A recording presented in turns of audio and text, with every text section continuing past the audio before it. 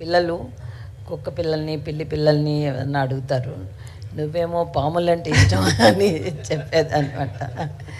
దానికి అమ్మ నీకు పాములంటే ఎంత ఇష్టమో తెలుసుకొని రోజు పాములోని ఇంటికి పిలిపించి ఆ పాము పిలిపించి నీకు చూపించేవాళ్ళంట. నిజమేనా? అవును.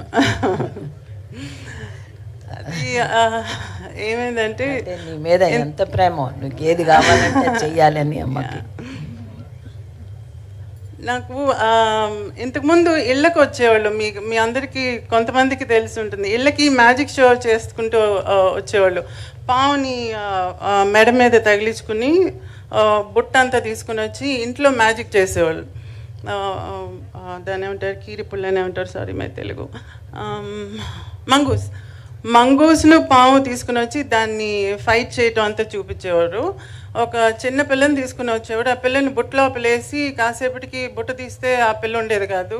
ఈ మ్యాజిక్ అంతా మా ముందు చేసేవాళ్ళు అనమాట ఇంటికి వచ్చి. అప్పుడు అమ్మ వాళ్ళకి ఏదైనా డబ్బులు ఇచ్చేది. అందులో నాకు అట్రాక్ట్ అయ్యేది ఏంటంటే పాము. ఆ పాము అలా పోయేది, దాన్ని తీసి మేడ మీద వేసుకునేది, అటు పెట్టేది, మాయం చేసేది, అంతా చేస్తుంటే నేను తాకొచ్చా పావుని అని అడిగా. తాకొచ్చు, అది పర్వాలేదు అన్నారు. అది దాంతో ఆడుకుంటూ దాన్ని మేడ మీద వేసుకుంటూ అవన్నీ ఆడుకుంటూ ఉంటాం చూసి రేపు కూడా వస్తావా అని అడిగా.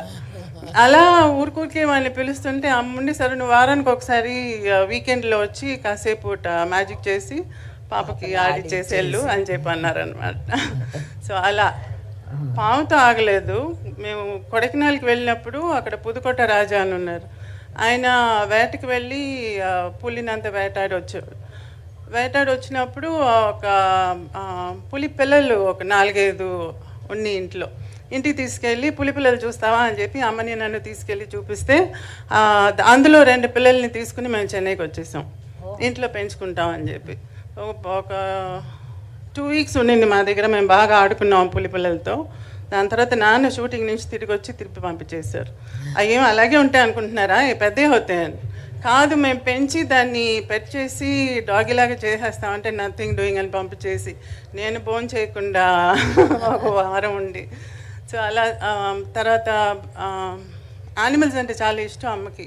కుందేళ్ళు ఉండేది ఇంట్లో, నెమలు ఉండేది, అండ్ దెన్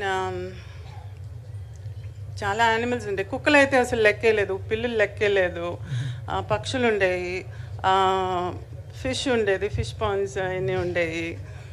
సో ఒక చిన్న జూ ఉండేది ఇంట్లో.